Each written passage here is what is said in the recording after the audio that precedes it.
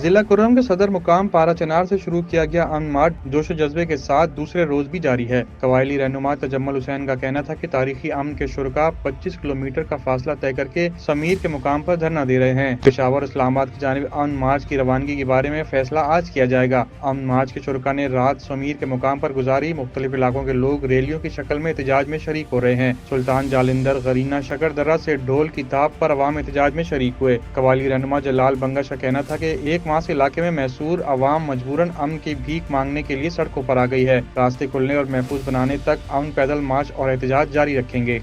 ہم حکومت سے صرف ایک ہی مطالبہ کرتے ہیں کہ روڈ جو ہے بلا تفریق ضلع کرم کے تمام باشندگان کے لیے کھلے رہیں۔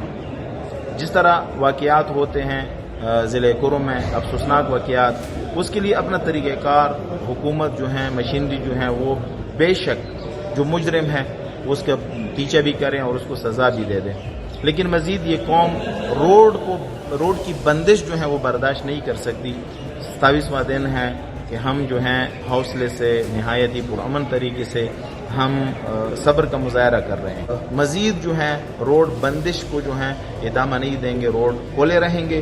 اگر روڈ کھولے رہیں تو یقیناً یہاں کی جو حساسیت ہے وہ آٹومیٹیکلی ختم ہو جائے گی۔ لوگ چاہتے ہیں کہ یہاں پر امن ہو۔